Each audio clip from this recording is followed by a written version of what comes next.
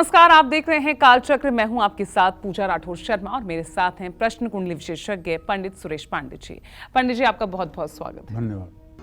किस समय किस कमरे में होता है आपके घर में ज्यादा कलेश?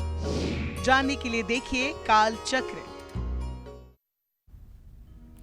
जी हाँ, क्या सुबह सुबह आपके घर में भी झगड़े होते हैं? क्या हमेशा घर का माहौल बिगड़ा रहता है? क्या शाम होते ही घर में सुख शांति छिन जाती है? तो आज ही अपने घर के बेडरूम, बाथरूम, पूजा घर और किचन पर जरूर ध्यान दें, क्योंकि इन सब बातों का आपके रिश्तों पर बहुत असर पड़ता है। आज इसी से जुड़ी जरूरी जानकारी देंगे आपको प्रश्न कुंडली विशेषज्ञ पंडित सुरेश पांडे जी कालचक्र में। और इसके अलावा अगर आपका भी कोई सवाल है तो आप हमें फोन कर सकते हैं। हमारा नंबर नोट कीजिएगा 012066524111। वो 3 कारण जो आपके घर में कलेश की वजह बनते हैं। तो चलिए जानते हैं पंडित जी से। पंडित जी, क्या वो 3 कारण हैं जो घर में कलेश की वजह बने रहते हैं? देखिए, वैसे जब जन्म कुंडली किसी की हम देखते हैं तो जिसकी कुंडली के द्वितीय भाव में राहु, शनि, मंगल, केतु उपस्थित होते हैं, उसके घर में हम बताते हैं कि आपके घर में बहुत कलेश है, कलह है, घर के लोग सामंजस्य स्थापित नहीं कर पाते हैं, घर के लोग आपस में लड़ते हैं, आपस में शत्रुता रखते हैं। ये ज्योतिष के माध्यम से हम बताते हैं। ये रहा ज्योतिष का विषय। अब प्रायोगिक रूप से और अनुभव के रूप से अगर देखें तो घर में कलेश होने के 3 कारण हो सकते हैं। पहला, जो मैंने आपको बताया, कुंडली का ग्रह दोष। दूसरा, पितर दोष। और तीसरा, वास्तु दोष। जिन लोगों के घर में सुबह सुबह कलेश होने लगते हैं, इसका कारण घर के सामने या आसपास गंदगी का होना हो सकता है। घर में उत्तर पूर्व दिशा में बाथरूम होने से भी सुबह होते ही झगड़े होते हैं। जिसके भी घर में नॉर्थ ईस्ट में टॉयलेट होगा, उसके घर में सुबह होते ही किन्न पिन्न होने लगेगी और आपस में नाराजगा होने लगेगा। हर रोज अपने पूजा घर की सफाई जरूर करनी चाहिए। पूजा करने के पहले, नहाने के बाद पूजा स्थान की सफाई बहुत अच्छे से करनी चाहिए मन लगाकर। उसके बाद पूजा में बैठना चाहिए। सुबह के समय भगवान गणेश की उपासना करनी चाहिए और घर में कपूर जरूर जलाना चाहिए। कपूर एक ऐसी औषधि है जो जलने के बाद सारी नेगेटिविटी को सोख लेती है और उस वातावरण में सकारात्मक ऊर्जा का प्रवाह हो जाता है। इसीलिए सारी पूजा तब तक पूरी नहीं होती जब तक कपूर से आरती न हो जाए। पूजा के अंत में जब कपूर से आरती हो जाती है, तभी पूजा की इतिश्री मानी जाती है और तभी पूजा की पूर्णता मानी जाती है। इसलिए हर सनातन धर्मी घर में पूजा सामग्री के रूप में देसी कपूर जरूर होना चाहिए। परिवार का हर सदस्य सुबह स्नान कर ले और साफ सुथरे कपड़े पहने। कुछ लोगों के घरों में दोपहर के समय बहुत कलेश होता है। जिनकी कुंडली में सूर्य नीच राशि का होता है, सूर्य राहु या सूर्य केतु की युति के साथ होता है, सूर्य कुंडली में शनि के साथ होता है, कुंडली में चौथे भाव में पापी ग्रह होते हैं जैसे शनि, मंगल, राहु, तो ऐसे लोगों के घर में दोपहर के समय विवाद अवश्य होता है, बहुत कलेश होता है। इससे बचने के लिए सूर्य को हर रोज प्रातः काल 3 बार में तांबे के लोटे से अर्घ देना चाहिए। ओम ब्रह्म स्वरूपिणे सूर्य नारायणाय नमः। ओम ब्रह्म स्वरूपिणे सूर्य नारायणाय नमः। ओम ब्रह्म स्वरूपिणे सूर्य नारायणाय नमः। और ऐसा करने के बाद अपने पूजा स्थान में आकर के दोनों हाथ ऊपर उठा करके खड़े होकर के 24 बार हंसते हुए गायत्री मंत्र बोलना चाहिए। अगर ये उपाय आप करेंगे तो मैं दावे के साथ कह सकता हूँ कि आपके घर में दोपहर में कलेश कभी नहीं होगा। इस बात में दम है। जय मां विंध्यवासिनी। चलिए, इस बीच हमारे साथ कॉलर जुड़ गए हैं। ज्योति हैं मध्य प्रदेश से। बताइए ज्योति, क्या पूछना चाहती हैं आप? प्रणाम गुरुजी। हाँ, सदा सुखी रहो बेटा। गुरुजी, मेरी भाई की शादी में अभी तक मतलब उम्र ज्यादा हो गई है, अभी तक नहीं हो पा रही, और मैं अपने पति के बारे में भी पूछना चाहती हूँ। मेरे भाई की उम्र है सन 1988, 14 सितंबर, सॉरी। और आपसे छोटे हैं कि बड़े हैं? मेरे से बड़े। उनका नाम का मतलब समय का पता नहीं कि कब हुए थे। और मेरे पति की उम्र है। चलिए ठीक है, मैं आपके भाई के विवाह के बारे में बता देता हूँ। मंगल और शुक्र तृतीय एकादश की स्थिति में बैठे हुए हैं। ये साल खाली नहीं जाएगा। इस साल नवंबर और दिसंबर तक आपके भाई का विवाह हो जाएगा। बिल्कुल आप निश्चिंत हो जाइए, अभी से गाना बजाना शुरू करिए। नवंबर दिसंबर तक आपके भाई का विवाह हो जाएगा।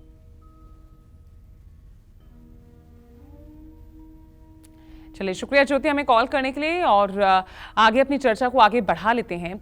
अब क्योंकि हम बात कर रहे हैं घर में कलेश को लेकर, क्या मुख्य कारण होते हैं, किन वजहों से ये शांत हो सकते हैं। अब जिन लोगों के घरों में शाम होते होते झगड़े होते हैं, अब ऐसे लोगों के घर में कैसे दोष होता है और इस दोष को दूर करने के लिए क्या उपाय हो सकते हैं, चलिए जानते हैं पंडित जी से। पंडित जी, शाम के वक्त मतलब पहर का भी बहुत महत्वपूर्ण भूमिका होती है पंडित जी। देखिए, मैंने बताया आपको, ग्रह दोष के कारण, कुंडली के ग्रह दोष के कारण, वास्तु दोष के कारण और पितृदोष के कारण, पितर दोष के कारण कलह होती है। ये 3 कारण ही मुख्य होते हैं। और चौथा कारण जो भौतिक है वो ये है कि जहाँ अभाव है वहाँ कुभाव है। जहाँ चीज़ों के लिए तरसना पड़ता है, जहाँ चीज़ें बड़े आसानी से नहीं मिलती हैं, वहाँ भी कलह होती है। जहाँ अभाव है वहाँ कुभाव है। ये भी एक कहावत है जो सही जीवन में चरितार्थ होती है। जिन लोगों के घरों में शाम होते ही झगड़े होते हैं, उनके घरों में गंभीर वास्तु दोष हो सकता है। ये मेरी मान्यता है, अनुभव है। या घर में गंदगी हो सकती है, या पितृदोष भी हो सकता है। ऐसे लोगों को ना सिर्फ वास्तु के उपाय करने चाहिए, बल्कि पितृदोष को दूर करने का भी प्रयास करना चाहिए। शाम होने वाले कलेश से बचने के लिए घर के मुख्य द्वार पर शाम के समय तिल के तेल का एक दिया जरूर जलाना चाहिए। और हर अमावस्या को पीपल के पेड़ के नीचे सरसों के तेल का दिया जलाना चाहिए। घर में बना हुआ भोजन अमावस्या के दिन किसी भूखे व्यक्ति को, गाय को और कुत्ते को पितरों के नाम पर जरूर खिलाना चाहिए। शाम के समय घर के किसी भी कमरे या कोने में अंधेरा बिल्कुल नहीं रखना चाहिए। सूर्यास्त होते ही हर कमरे की लाइट ऑन कर देनी चाहिए 1 घंटे के लिए, और सारे कमरों में उजाला रहे, इस बात का पूरा ध्यान रखना चाहिए। बिजली बचाने के चक्कर में सूर्यास्त के समय अगर आप अपने घर में अंधेरा रखेंगे तो निश्चित रूप से आपके घर में कलह होगी, इसमें कोई दो राय नहीं है। शाम के समय माँ लक्ष्मी पृथ्वी पर भ्रमण करती हैं, और जिन घरों में साफ सफाई होती है, जिन घरों में प्रकाश होता है, जिन घरों में स्वच्छता होती है, ऐसे घरों में माँ लक्ष्मी की कृपा अनायास हो जाती है। और जिन घरों में गंदगी होती है, जिन घरों में अंधेरा होता है, जिन घरों में कलह होता है, वहाँ लक्ष्मी भूल करके भी दृष्टि नहीं डालती हैं। जय माँ विंध्यवासिनी। तो चलिए अब अपनी चर्चा की तरफ आगे बढ़ते हैं। हम बात कर रहे हैं घर में होने वाले कलेश को किस तरह से शांत रखा जा सकता है। रात के समय जिन लोगों के घर में कलेश होता है, अब ऐसे लोगों पर किस ग्रह की बुरी नजर होती है और ऐसे ग्रह को शांत करने के लिए कौन से उपाय करने चाहिए, जानते हैं पंडित जी से। तो पंडित जी, अब बात रात्रि की, रात में भी बहुत घरों में कलेश होता होगा। देखिए, वैसे एक बात आप समझ लीजिए, सुबह के 4 बजे से लेकर के और सूर्योदय तक एक प्रकार से सतयुग होता है। लगभग सभी लोग इस समय में स्नान ध्यान करके, पूजा पाठ करके भगवान का नाम लेना चाहते हैं, धार्मिक वार्ता करना चाहते हैं, धर्म का कार्य करना चाहते हैं। सूर्योदय के बाद दिन के 12 बजे तक त्रेता युग होता है। त्रेता युग का मतलब भगवान राम की तरह कर्म करने के लिए उद्यत होना। मनुष्य नहा धोकर तैयार होकर के अपने लक्ष्य के लिए, जैसे भगवान राम वनवास के लिए निकले, वैसे लोग अपने लक्ष्य को प्राप्त करने के लिए, अपने घर की परिस्थिति को ठीक करने के लिए घर से बाहर निकल लेते हैं। दोपहर 12 बजे से शाम तक द्वापर युग होता है। शाम के समय तक लोग घर वापस आने की तैयारी करने लगते हैं, घर गृहस्थी की बातों में ज़्यादा इन्वॉल्व हो जाते हैं, बाहर की दुनिया से मुख मोड़ लेते हैं और पंचायत करने लगते हैं। ये द्वापर युग का प्रभाव है। लेकिन सूर्यास्त के बाद ही कलयुग शुरू हो जाता है। कलयुग शुरू होते ही अपराधियों के मन में गंदे विचार आने लगते हैं। दूषित विचारधारा के लोगों के मन में अपराध करने की प्रवृत्ति जाग उठती है और संयमित लोग भी असंयमित होने का प्रयास करने लगते हैं। रात के समय जिन लोगों के घर में कलेश होता है, उसका कारण शनि ग्रह का कुंडली का चौथा भाव हो सकता है। कुंडली में शनि मेष राशि में नीच राशि में है और चौथे भाव में है या चौथे भाव में कोई पापक ग्रह है, तो भी परिवार में विशेष रूप से रात के समय बहुत लड़ाई झगड़े होते हैं। इस समय होने वाले झगड़ों को रोकने के लिए संध्या होते ही घर में गाय के गोबर के उपले पर गुग्गल की धुनी दिखानी चाहिए। रात को सोने से पहले अपने अपने कमरों में कपूर जलाना चाहिए। रात को बेडरूम में पानी रख करके नहीं सोना चाहिए। ये सारी बातों का ध्यान रखना चाहिए। और यदि पति पत्नी में कलह होता है रात में, तब उसके लिए उपाय ये है कि पीतल के दिए में गाय का घी का दीपक बना करके अपने बेडरूम के ईशान कोण में एक छोटा सा स्टूल या छोटी सी चौकी रख करके उसी पर दीप जला देना चाहिए।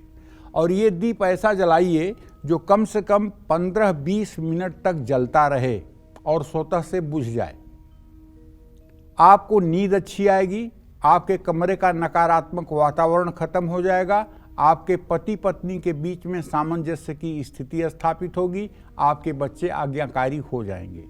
अगर आप सोते समय ये उपाय करके देखें, बल्ब आप 10 जला लीजिए, उससे कोई प्रभाव नहीं पड़ेगा, लेकिन दीपक आप एक जलाइए, वो सारी निगेटिविटी को सोख लेगा और आपके कमरे में एक सकारात्मक वातावरण का संचार हो जाएगा। जय मां विंध्यवासिनी। घर के झगड़ों का ग्रहों और कमरों से क्या कनेक्शन है, यही बता रहे हैं आज पंडित सुरेश पांडे जी कालचक्र में। तो अपनी चर्चा को आगे बढ़ाते हुए अब बात कर लेते हैं उन लोगों की जिनके घर में बाथरूम टॉयलेट अटैच बने हुए हैं। अब ऐसे लोगों पर कौन से ग्रह अपना अशुभ प्रभाव डालते हैं, चलिए पंडित जी से जानते हैं। पंडित जी, आजकल तो ये ट्रेंड में है, फैशन में है, attach bathroom in your bedroom. तो ऐसे में ये कितना बुरा प्रभाव या कैसा इसका असर रहता है? कभी कभी हम जाने अनजाने में कुछ गलतियां ट्रेंड की वजह से भी कर देते हैं और उनका खामियाजा कहीं न कहीं से भुगतना पड़ता है। आज बाथरूम यानी स्नान घर, स्नान घर में हर समय चंद्रमा का प्रभाव होता है, चंद्रमा का वास होता है। शौचालय में राहु का वास होता है, टॉयलेट में राहु का वास होता है। जिन घरों में बाथरूम और टॉयलेट एक साथ बने हुए हैं, वहां राहु और चंद्रमा का संयुक्त प्रभाव एक साथ आ जाता है। इन दोनों ग्रहों के साथ आने से राहु को चंद्रमा से ग्रहण लग जाता है। इससे चंद्रमा भी दूषित हो जाता है और वास्तु दोष देता है। चंद्रमा जल और मन का कारक है। देखिए ना, जब बाथरूम में आप जाते हैं और कपड़ा निकाल देते हैं और पानी की कुछ बूंदें आपके ऊपर पड़ती हैं, तो उस समय सहज रूप से आपको बाथरूम फील होती है। क्योंकि दो जल की चीज़ें जब मिलती हैं तो तीसरी जल की चीज़ अपने आप प्रकट होने लगती है। तो चंद्रमा का इफेक्ट है बाथरूम पर, ये बात आप समझ लीजिए। चंद्रमा जल और मन का कारक ग्रह है, जबकि राहु को पापग्रह माना गया है जो विष का कारक है। तो बाथरूम और शौचालय का जोड़ हो जाने से जल और विष की युति बन जाती है। ऐसी युति उस घर में रहने वालों के लिए शुभ नहीं होती है। इसका प्रभाव ना सिर्फ मन पर पड़ता है बल्कि शरीर पर भी पड़ता है। अटैच बाथरूम शौचालय होने से घर में कलेश बढ़ते हैं। घर की उत्तर पूर्व दिशा में बाथरूम होने से भी घर में झगड़े होते हैं। घर के उत्तर पूर्व दिशा में अगर टॉयलेट हो जाए तो मैं तो कहता हूं कि एक बार भगवान भी उस घर में आकर के सुख देना चाहें तो नहीं दे सकते हैं, क्योंकि ये बहुत बड़ा वास्तु दोष है और इसका कोई निवारण शास्त्रों में वर्णित नहीं है। हाँ, अगर आपका बाथरूम और शौचालय एक साथ बन गया है तो आपको चाहिए कि बाथरूम और शौचालय के बीच में एक छोटा सा डिवाइडर बनवा दें और प्लास्टिक का पर्दा लगा करके बाथरूम और शौचालय के बीच में कवर कर दें। इससे आपका वास्तु दोष दूर हो सकता है और आप काफ़ी हद तक राहत महसूस कर सकते हैं। जय मां विंध्यवासिनी। चलिए अब चर्चा को आगे बढ़ाते हैं। अब क्या आप बेडरूम में धार्मिक पुस्तकें रखते हैं? क्या आप बेडरूम में इलेक्ट्रॉनिक गैजेट्स रखते हैं? क्या आप बेडरूम में जूते चप्पल लेकर आते हैं? तो जानिए अब इसका आपके रिश्तों पर क्या असर पड़ सकता है। बहुत महत्वपूर्ण सवाल है जो हम आजकल देखते भी हैं, शायद ऐसा होता भी होगा। तो पंडित जी, इसके लिए आप क्या कहेंगे? अक्सर होता है। पहली बात तो ये कि बेडरूम और बेड,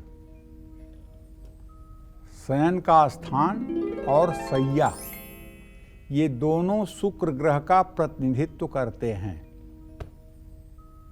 बेडरूम में इलेक्ट्रॉनिक गैजेट्स का ज़्यादा इस्तेमाल करने से भी कलेश होता है। इलेक्ट्रॉनिक गैजेट्स राहु को बढ़ावा देते हैं और परिवार की शांति को भंग करते हैं। शुक्र और राहु का एक साथ होना हमेशा कलेश को बढ़ाता है। बेडरूम में देवी देवताओं की तस्वीर भी रिश्तों में कड़वाहट लाती है।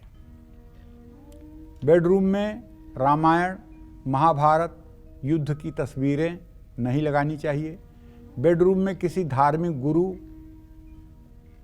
चालीसा या धर्म ग्रंथ को भी नहीं रखना चाहिए, क्योंकि वहाँ आप सांसारिक कर्म करते हैं। ये सब पवित्र चीज़ें पवित्र स्थान पर होनी चाहिए।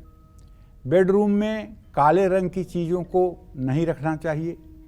बेड की लकड़ी पर काले रंग का पेंट नहीं करवाना चाहिए। काला रंग बेडरूम में शनि और शुक्र को एक साथ ले आता है। इससे पति पत्नी के रिश्तों में दरार आसानी से आ जाती है, एक दूसरे पर अविश्वास करने लगते हैं।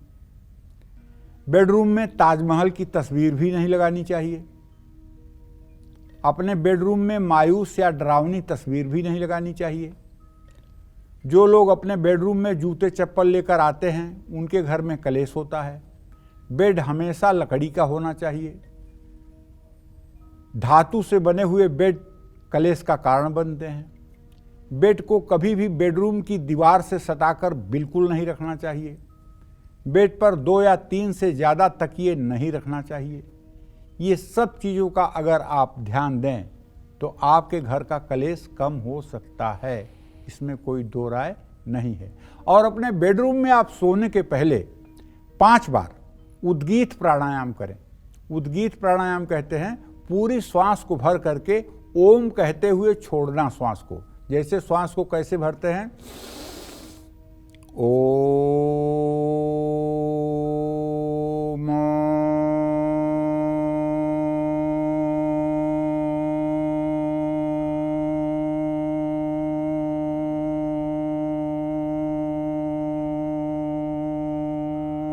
इस तरह से पूरी श्वास से ओम को छोड़िए 5 बार। इससे क्या होगा कि आपके कमरे की निगेटिविटी ओम की ध्वनि से पॉजिटिविटी में परिवर्तित हो जाएगी और आप सोते ही निद्रा रानी की गोद में चले जाएंगे और सुंदर सुंदर सपने देखते हुए पूरी रात सोएंगे और सुबह प्रसन्न मुद्रा में आप उठेंगे।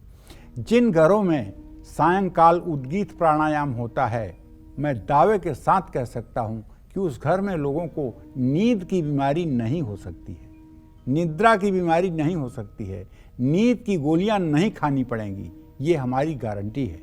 अगर आप उद्गीत प्राणायाम करके और उसके बाद शयन करना शुरू करें तो आपको नींद की बीमारी से निजात मिल जाएगी, तनाव से मुक्ति मिल जाएगी, इसमें कोई दो राय नहीं है। जय मां विंध्यवासिनी।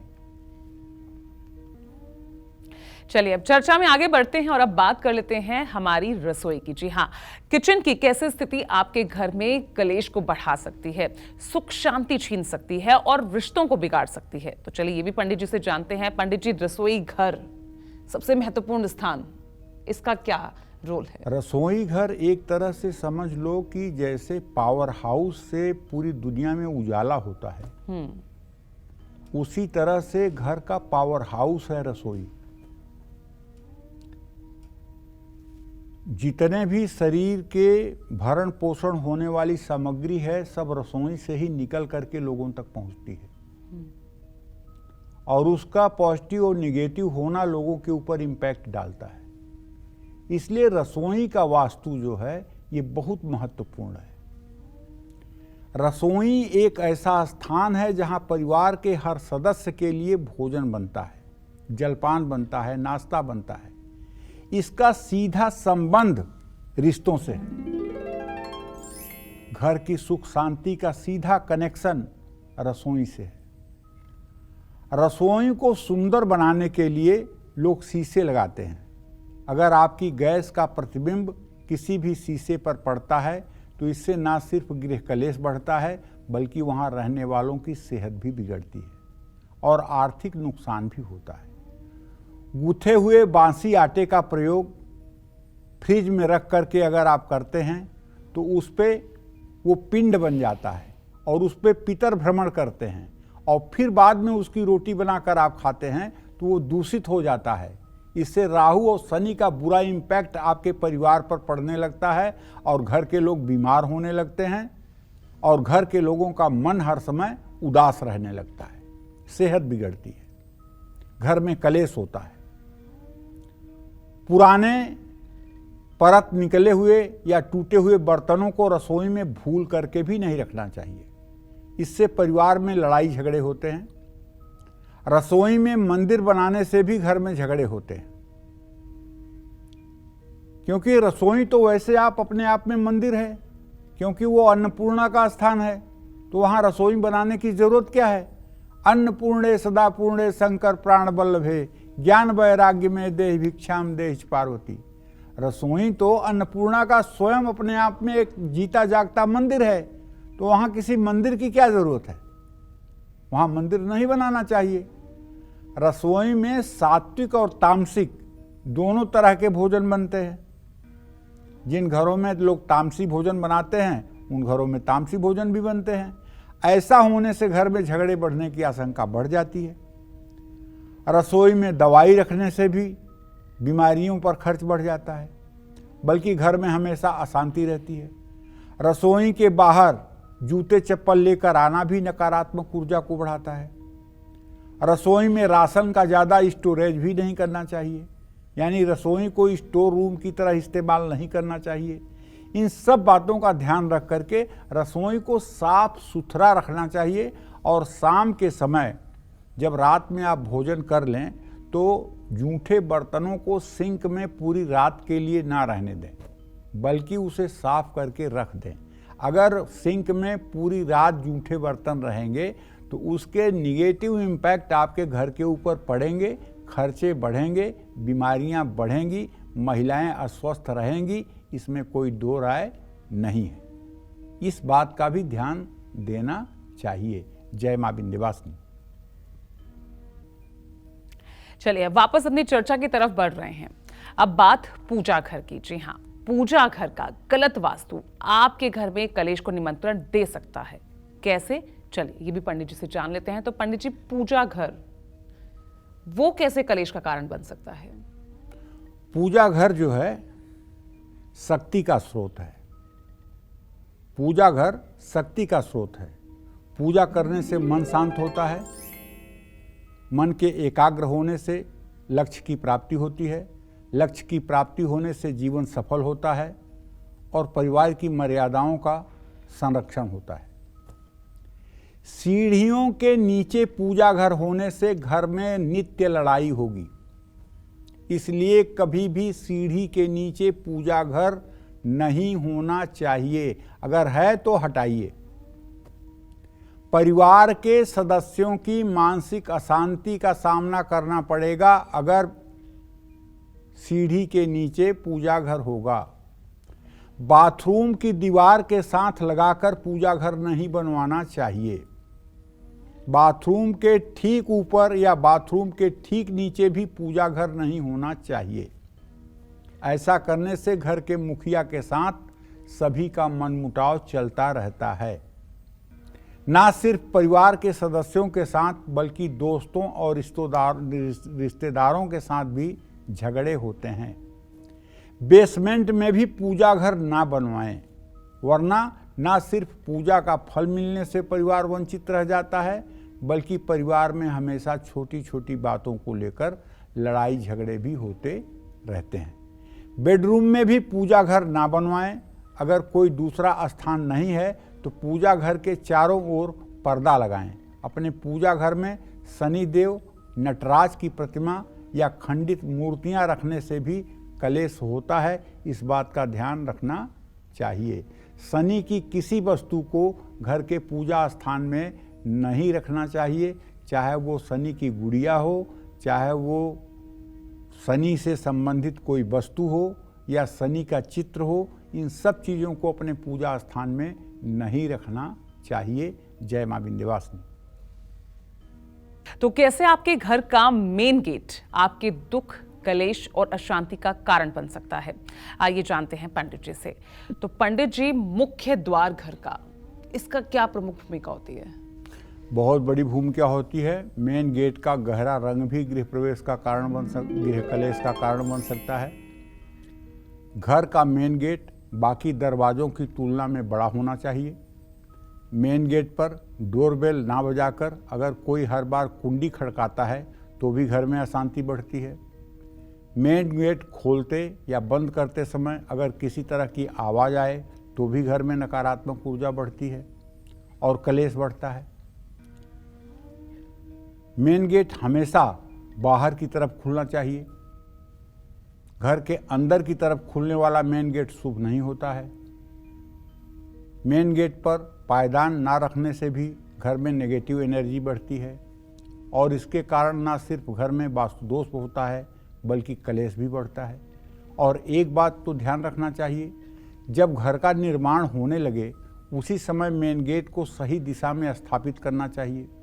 9 भागम गृहम कृत्वा पंचभागे तु दक्षिणे त्रिभागे उत्तरे प्रोक्तो यह एवं निसते सती विश्वकर्मा प्रकाश का मंत्र है। आप अपने घर से निकलते समय आपके दाहिने हाथ की तरफ 5 भाग छूटा होना चाहिए, बाएं हाथ की तरफ 3 भाग छूटा होना चाहिए। 9 भाग करके उस जमीन का 9 भाग करके उसकी लंबाई या चौड़ाई का 9 भाग करके 5 भाग को दाहिने हाथ छोड़कर, 3 भाग को बाएं हाथ छोड़कर और 1 भाग में द्वार बनाना चाहिए। और आपको अपना चेहरा घर के बाहर की तरफ खड़े होकर के करना चाहिए। दाहिने तरफ 5 हिस्सा, बाएं तरफ 3 हिस्सा छोड़कर 9वें हिस्से में द्वार बनाना चाहिए।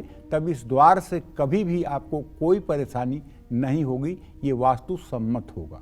और अगर गेट और चौड़ा करना है तो 5 हिस्से के अनुपात से आप दाहिने से भी कट करिए और 3 हिस्से के हिसाब से आप बाएं हिस्से से भी कट करिए और उस दरवाजे को तब आप बड़ा बना सकते हैं। अगर इस तरह का दरवाज़ा बनाते समय ही आपने सेट कर लिया है तो आजीवन उस घर में कभी कोई समस्या नहीं होगी। और अगर मनमानी आपने दरवाज़ा लगा लिया है, मनमानी मेन गेट आपने लगा लिया है तो दुखों का पहाड़ टूटे और चाहे विपत्तियां आएँ, ये आपके किस्मत के ऊपर डिपेंड करती है। जय मां विंध्यवासिनी। तो उम्मीद करते हैं आपको आज का हमारा ये विषय बेहद पसंद आया होगा। कल फिर एक नए विषय के साथ और आपकी परेशानियों को दूर करने के ढेर उपाय लेकर हम हाजिर होंगे पंडित सुरेश पांडे जी के साथ। पंडित जी बहुत बहुत शुक्रिया हमारे साथ जुड़ने के लिए। और इसी के साथ फिलहाल कालचक्र की पूरी टीम को इजाजत दीजिए। नमस्कार।